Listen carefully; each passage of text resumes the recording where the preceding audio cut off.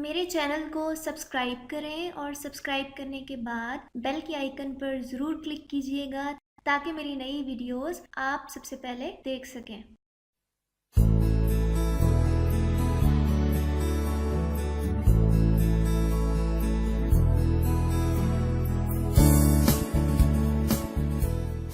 अस्सलामुअलैकुम दोस्तों, welcome to an health and beauty tips.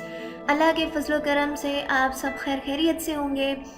आज जो मैं टोटका आप लोगों के पास लाई हूँ वो है एलोवेरा जेल का, और उसमें 3 से 4 चीज़ें आप लोगों को मिलानी हैं। और इन 3 से 4 चीज़ों का एलोवेरा जेल के साथ कॉम्बिनेशन का इतना फ़ायदा है कि आपकी जिल्द के सारे मसले मसाइल ख़त्म हो जाएंगे। आपका चेहरा साफ़ और बेदाग हो जाएगा, छाइयाँ और दाग धब्बे ख़त्म हो जाएंगे। So let's start friends. जैसे कि आपको पता है कि चेहरे पर छाइयाँ और दाग धब्बे बहुत बदनुमा से लगते हैं।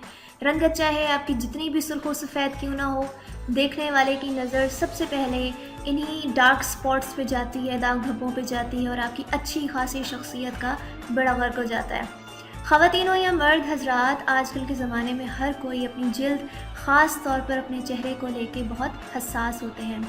दरअसल छाइयाँ और दाग धब्बे चेहरे पर खुद ब खुद नहीं हो जाते। सबसे पहले इनकी वजह जानते हैं।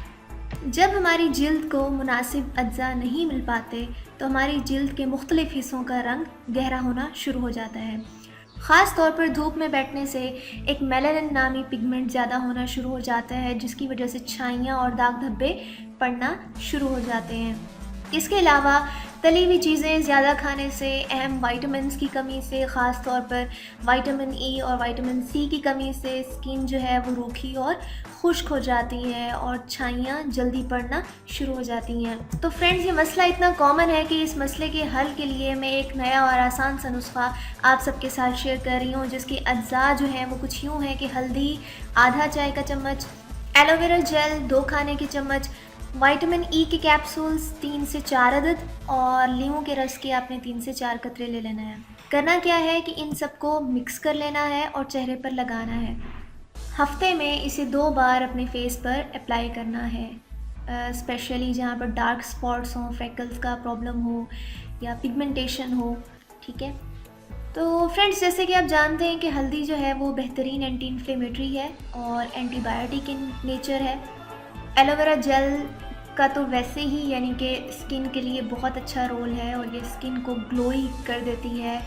ये स्किन के सेल्स में एक नई जान भर देती है। और विटामिन ई के कैप्सूल्स जब आप मिलाएंगे तो इनका असर क्या होगा कि आपके चेहरे पर जो रिंकल्स हैं, झुर्रियाँ हैं या बढ़ती हुई उम्र के असरात हैं, उन सबको ये ख़त्म करेगा। और लीमू ये विटामिन सी से भरपूर होता है और विटामिन सी स्किन के लिए बहुत ही अच्छा है। तो इसके साथ साथ आपको कुछ बातों का ध्यान भी रखना पड़ेगा। पानी का ज़्यादा से ज़्यादा इस्तेमाल करना है ताकि आपके जिस्म में जितने भी वेस्ट मटेरियल्स हैं, टॉक्सिक एजेंट्स हैं, वो सब के सब निकल जाएं। सब्जियां और फल ज़्यादा खानी है। वर्जिश को अपने मामूल में शामिल रखना है। दिन में 2 दफ़ा अच्छे साबुन से मुंह धोना है जो केमिकल फ्री हो, और इसके साथ साथ आपने अच्छा मॉइस्चराइज़र इस्तेमाल करना है।